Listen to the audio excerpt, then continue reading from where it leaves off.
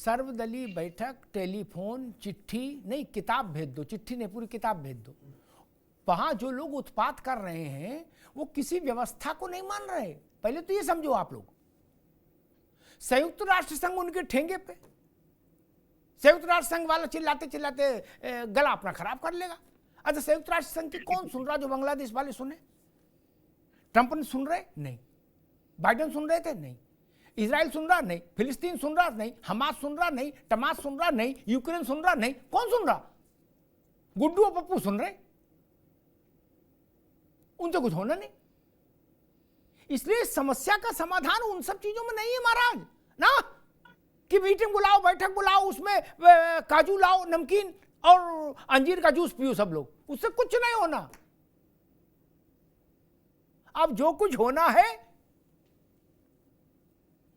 वो उसी से होना है कि शक्ति की भाषा ही व्यक्ति को समझ में आती है जिसका विवेक शून्य हो जाए। मनोज यादव जी, हम फिर वहीं आते हैं कि मीटिंग होनी चाहिए सर्वदलीय, ये वो। मुझे नहीं लगता कि भारत में कोई उतना साफ ना भी कहे अपनी पॉलिटिकल कंपल्शंस के सामने, लेकिन भारत में कोई इस बात का विरोध तो कर नहीं सकता कि अगर भारत की सरकार और भारत की शक्ति और सामर्थ्य बांग्लादेश में कोई निर्णायक हस्तक्षेप करे तो मुझे नहीं लगता कि यहाँ कोई इतना दुस्साहस कर सकता है कि उसकी खिलाफत करेगा। देश में मन चाहे अनचाहे, मन से या बेमन से, सबको उसके पीछे खड़ा ही होना पड़ेगा, और जो खड़े नहीं होंगे वो यहाँ राजनीति भी नहीं कर पाएंगे, ये भी जान लीजिए। चाहे जयपुर में पर्चा भरना हो और चाहे घिरौर में पर्चा भरना हो, खिमसेपुर में, और चाहे पटरौना में, फिर नहीं हो पाएगा। तो फिर तो कहीं इसमें दुविधा क्यों है? देखिए अमिताभ जी, मैं एक बात बिल्कुल स्पष्ट कर दूं कि भारत सरकार की तरफ से कोई, मैं 2-3 पहलू की बात नहीं कर रहा हूं, सिर्फ एक सिंगल पहलू जानना चाहता हूं। क्या भारत सरकार ने जो अस्थिरता वहां के हिंदुओं को पिछले 4-5 महीने में देखने को मिली है, और उस पे भारत सरकार का भी कोई भी एक नया रेजोल्यूशन नहीं आया जिसको हम आप पढ़ सके, कह सके कि भारत सरकार का स्टैंड रहा। दो बातें, वहां की सरकार जब शेख हसीना जी को पदस्थ करके वहां की जनता ने भगाया या हटाया तो वो भाग के भारत आई। आज प्रदर्शनकारियों से मेरा सिर्फ एक ही था, जो आज प्रदर्शन हुआ या कल हुआ, उन सबको उस महिला के सामने प्रदर्शन करना चाहिए था कि आप भारत आ गए, इसकी वजह से समस्या हो रही है। भारत की सरकार का बड़ा व्यापार, भारत की सरकार से मेरा अभिप्राय अडानी जी का है, अडानी जी का बड़ा व्यापार है बांग्लादेश में। सरकार क्यों कोई ठोस कदम नहीं उठा रही है? हमने लोगों ने, अगर कहीं से भी एक वाक्य दिला दो, कांग्रेस की जिम्मेदारी ले रहा हूं मैं, सारी पार्टियों की जिम्मेदारी लो जो ये कह रहे हो कि साहब वहां के हिंदुओं की रक्षा मौजूदा भारत की सरकार में। एक बात। दूसरी महत्वपूर्ण बात, फिलिस्तीन पे और इजराइल पे कल ही भारत की सरकार ने वोट दिया है फिलिस्तीन के पक्ष में, भारत सरकार। मैं जानना चाहता हूं क्यों आप भारत सरकार की बेइज्जती करा रहे हो? भारत की सरकार नरेंद्र मोदी की, आरएसएस की, बीजेपी, वो अगर फिलिस्तीन को वोट देते हैं तो फिर आप हमको किस आधार पे इजराइल का और फिलिस्तीन का समर्थक बताते हैं? अगर कोई व्यक्ति फिलिस्तीन के पक्ष का था तो भारत की स्ट्रेटजी के तहत पक्ष, भारत की जो पूरी स्ट्रेटजी अंतरराष्ट्रीय स्तर पे है वो फिलिस्तीन के साथ। ये बात कम से कम मैथिल जी को जाननी चाहिए, टीवी पे अनावश्यक बात नहीं करनी। ये फर्जी फैक्ट्री है। जी सुन लीजिए, और मैं यहाँ टीवी पे ये नहीं कहूंगा कि आप मेरा नाम फलाना नाम, बड़ा सम्मान, मैं सम्मान करोगे दूंगा, अपमान करोगे 4 गुना दूंगा। ये मनोज यादव का अपना स्टाइल है, अमिताभ या मैं के न्यूज से उनके साथ हूं, मुझे बहुत कुछ सीखा जाना मैंने उनसे, तो मुझे वो सब जवाब नहीं करना। आप अपना स्टैंड क्लियर करो, भारत की सरकार का स्टैंड क्या है, वहां के हिंदुओं की रक्षा करने का दायित्व लेना चाहती अथवा नहीं, अगर विपक्ष से कुछ मदद चाहती तो वो बताए, अन्यथा यहाँ विपक्ष के लोगों को कोस कर अपनी राजनीतिक विलेसन। इजराइल और फिलिस्तीन के लिए आपको बुलाया था क्या? रुकना होगा। इजराइल और फिलिस्तीन के लिए दावत दी थी या पीले चावल भेजे थे या पीली चिट्ठी भेजी थी कि आओ समाजवादियों अपनी चूड़ियां तोड़ो, छाती पीटो यहाँ पर फिलिस्तीन के लिए? आए के लिए चूड़ी ज्यादा पसंद है क्या? बताओ जरा मुझको मनोज यादव, बड़ी मिठाई वाली बातें कर रहे हो, जलेबी वाली। राहुल गांधी की फैक्ट्री की जलेबी सभी लोगों को बनानी आ गई है लग रहा है। संबल पे तो बड़ी छातियां पीट रहे थे जब पाकिस्तानी असला मिला वहां पर, तो तुम्हारे अखिलेश यादव चिल्ला चिल्ला के कह रहे हैं कि तुम्हारे पास कौन सा असला है ये बता दो। पहला राजनेता देखा मैंने देखा अमिताभ जी, जो पाकिस्तानी असला मिलने के बाद भी उन आतंकवादी दंगाइयों के समर्थन में खड़ा हुआ है। ये है समाजवाद, ये है आतंकवादियों को समर्थन करने वाले लाल टोपी वाले गुंडे। ये लाल टोपी वाले गुंडे आतंकवादी असला मिलने के बाद भी वहां पर उनको बचाने के लिए लगे हुए हैं। ये है असलियत इनकी। क्या कंधार तक छोड़ने गए थे तुम्हारे चच्चा लोग, ये बात याद रखना। उस जहाज के अंदर इस देश के ना जाने कितनी माओ बहनों और बेटों के व्यक्ति थे वहां पर। इस देश के 250 से 300 लोग उस जहाज में थे जहां पर कि दिया गया तुम्हारी तरह नहीं, जो 14 आतंकवादी जो इस देश के अंदर बम ब्लास्ट के दोषी हो उनको छोड़ने के लिए लाल कारपेट अखिलेश भैया ने बिछाया। वो तो सुप्रीम कोर्ट ने खींच के जूता मारा, हाई कोर्ट ने खींच के जूता मारा कि तुम्हारी हैसियत नहीं है, अभी इतने बड़े नहीं हो गए तुम कि आतंकवादियों के केस वापस ले लोगे, तब जाके तुम रुके। समझ में आया? अरे हाई कोर्ट की बात कर रहा हूं भैया, हाई कोर्ट की बात कर रहा हूं। इलाहाबाद हाई कोर्ट ने बोला था ना कि इन आतंकवादियों के केस वापस नहीं हो सकते। बोला था कि नहीं बोला था? तुम तो आतंकवादियों को। और इलाहाबाद हाईकोर्ट ने जूता मारा था कि मुजफ्फरनगर दंगों में हिंदुओं को भी मिलना चाहिए मुआवजा अगर मुसलमानों को मिल रहा है। तो ये टोपी पहनकर और साफा पहनकर जो राजनीति तुम करते हो ना, वो राजनीति अब मत करो। जनता जान रही है, 9 में से 7 गवा चुके हो। अब सोचो 27 में क्या होगा तुम्हारा। सफाई हो जाएगी, बिल्कुल सफाई, निर्मा वॉशिंग पाउडर से। नीला के पीला, नीला के पीला कौन सा चाहिए? कौन सा भेजे निर्मा वॉशिंग पाउडर? नीला वाला भेजे या पीला वाला भेजे तुम्हारे को? कौन किसको? और रही बात बाबा जी की, तो बाबा जी थे, बाबा जी हैं और 27 में भी बाबा जी ही रहेंगे। समझ में आ गया? कान खोल के सुन लो।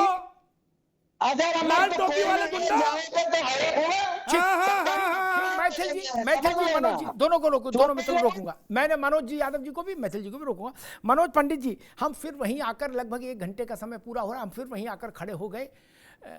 नारे से, शोर से, प्रदर्शन से, प्रस्ताव से, ज्ञापन से, दिल्ली में यूएन के दफ्तर के बाहर प्रदर्शन से, वहां के धर्मांध हिंसक लोगों के ऊपर कोई राई रत्ती फर्क नहीं पड़ेगा। वो कट्टर मुस्लिम आतंकी मानसिकता से प्रेरित लोग हैं जो वहां उत्पात कर रहे हैं।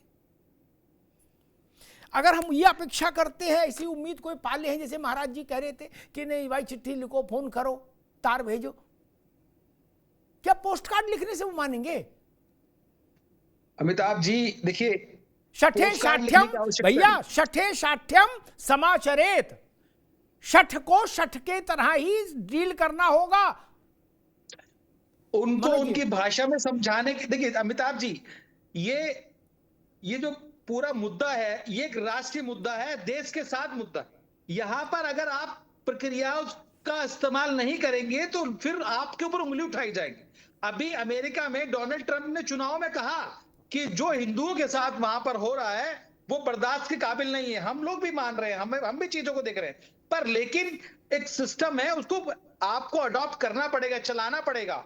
अभी वहां के प्रधानमंत्री कहते नहीं, ये तो सिर्फ मीडिया की देन है। अभी सारे साक्ष्य उनको दिए जा रहे हैं, सारी चीजें उनको दी जा रही है कि ये आप गलत चीजों को प्रपोज कर रहे हैं, ये मीडिया की देन नहीं है, एक्चुअल हकीकत में ये हो रहा है वहां पे।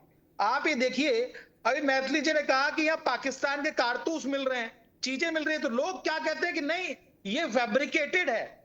आप या जिस मानसिकता की बात आप कर रहे हैं कि वो कैसी मानसिकता के लोग हैं, उन्हें उनकी भाषा में अगर नहीं समझाओगे तो एक बांग्लादेश भारत में बनने में भी देर नहीं लगेगी।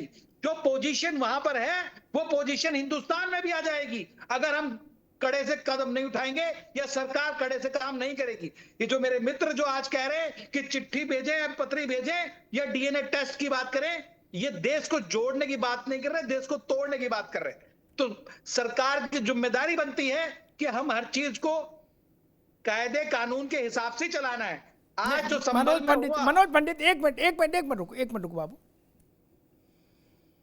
महाराज जी अभी रुक जाओ। आपने अमेरिका का जिक्र किया, ट्रंप का, बाइडेन का। ट्रंप ने एक बात और कही, वो नहीं सुनी क्या? हमको सबको सुननी भी चाहिए, सीखनी भी चाहिए। उनने कहा कायदा कानून कुछ नहीं, चिट्ठी पत्री प्रस्ताव कुछ नहीं, इंटरनेशनल नेशनल कुछ नहीं होता हमारे लिए। क्या क्या कहा? सीधी बात, नो बकवास। क्या? खुला खेल, फरुखाबादी। ट्रंप ने क्या कहा? 20 जनवरी को शपथ लूंगा। क्या? 20 जनवरी को शपथ लूंगा। उस दिन तक अगर बंधक बनाए गए अमेरिकी नहीं छोड़े गए तो परिणाम भुगतने के लिए तैयार रहिए। वक्तव्य समाप्त। No if no but. उन्हें इन्हें कहा चिट्ठी जाएगी, पत्री जाएगी, यूएन वाले आएंगे, फिर चाय और समोसा वगैरह आएगा, फिर मीटिंग होगी ना। उन्होंने कहा या तो मेरे शपथ लेने से पहले छोड़ दो और नहीं तो भुगतोगे। क्या हम ऐसा नहीं कह सकते मनोज पंडित बांग्लादेश से? बिल्कुल कह सकते हैं। तो कब कहेंगे? उसी की तैयारी, देखिए अमिताभ जी, उसी की तैयारी सब कुछ। अभी देखिए विदेश मंत्री ने बात की, सब कुछ उसी की तैयारी है। बहुत जल्दी से बड़ा एक्शन आपको नजर आएगा। पर लेकिन हम खाली टीवी डिबेट्स में एक दूसरे के साथ ऐसी ठीक मनोज जी रुकना हो भाई। ठीक, शुभम गिरी जी, शुभम गिरी जी, ठीक, शुभम गिरी जी, आप कुछ कहना चाह रहे थे? उस भाषा की बात कर सकते हैं ना वहां जा सकते। ठीक मनोज भाई, शुभम गिरी जी कुछ कहना चाह रहे थे जल्दी से? देखिए आपने बहुत महत्वपूर्ण जो बहस बुलाई है, परिचर्चा हो रही है, बांग्लादेश के विषय में हो रही है। पहले तो मैंने कहा था कि मैं ये कह रहा हूँ कि जिस तरह से 71 में भारतीय सेना को कमान दी थी, सिक्किम को भारतीय सेना ने विलय किया, गोवा को भारतीय सेना ने भारत में विलय किया, तो उसी प्रकार से बांग्लादेश में भी एक सर्जिकल स्ट्राइक होना जरूरी है। मैं मैथिली साहब को कहना चाहता हूँ, लाल टोपी हरी टोपी की बात ना कीजिए। लाल टोपी हिमाचल में भी 5 साल बीजेपी आती तो लाल टोपी आती है, 5 साल कांग्रेस आती तो हरी टोपी आती है। हमें सबसे पहले बात करनी है हिंदुओं की। हम यहाँ बैठ के चर्चा कर रहे हैं, इससे कुछ नहीं होगा, लेकिन हम सरकार से भी अपील करते हैं कि आप इस सख्त से सख्त एक्शन लीजिए, सख्त से सख्त आप कार्रवाई कीजिए। विदेश मंत्रालय भी है, भारत सरकार के मंत्री भी है, और शेख हसीना जी तो यहाँ रह रही है, और तो पहले भी यहाँ पर नौकरी की है, उनको इंदिरा गांधी जी ने भी कहीं पर कार्य रहने की व्यवस्था की थी। तो इसी प्रकार से बांग्लादेश में जो अत्याचार हो रहे हैं बहुत दुर्भाग्यपूर्ण है। इस्कॉन ने तो 7 महीने वहां पर खाना भी खिलवाया और 10 करोड़ उस समय 10-15 करोड़ रुपए बांग्लादेश को दिए। आज बांग्लादेश में ये स्थिति हो रखी है कि कोई कंठी माला पहनकर भी नहीं जा पाएगा। तो मोहम्मद यूनिस को ठीक है महाराज जी, ठीक है महाराज जी। मनोज पंडित लास्ट कमेंट क्या कहना चाह रहे जल्दी से, फिर मैं मैथिल जी के पास चलूं जल्दी से। अमिताभ जी, मैं आपको ये आश्वासन देता हूं, आपको नहीं, भारतीय जनता पार्टी की ओर से आश्वासन पूरे देशवासी हिंदुओं को, कि ऐसा एक्शन होगा, ऐसा एक्शन होगा जो सब उसको कहेंगे, सजोएंगे कि वाकई में कुछ काम हुआ है। पर लेकिन उसके लिए थोड़ा सा वक्त जरूर चाहिए। हम लोग बहुत बड़े एक्शन की तैयारी में हैं और वो एक्शन जल्दी ही आपको नजर आएगा। पर लेकिन मैं डिबेट्स में सारी चीजें खोलूं, सारी चीजें कहूं, वो पॉसिबल नहीं अमिताभ जी। ठीक है, ठीक। मैथिल साहब, देश वहां हिंदुओं की सुरक्षा चाहता है, बाकी देश की किसी बात में कोई रुचि नहीं। कौन पार्टी क्या कह रही है क्या नहीं कह रही, देश को क्या मतलब सामान्य व्यक्ति को। वो चाहता है कि हमारा भाई जो बांग्लादेश में है वो सुरक्षित रहे, धर्म के आधार पर काटा नहीं जाए जो वहां हो रहा है।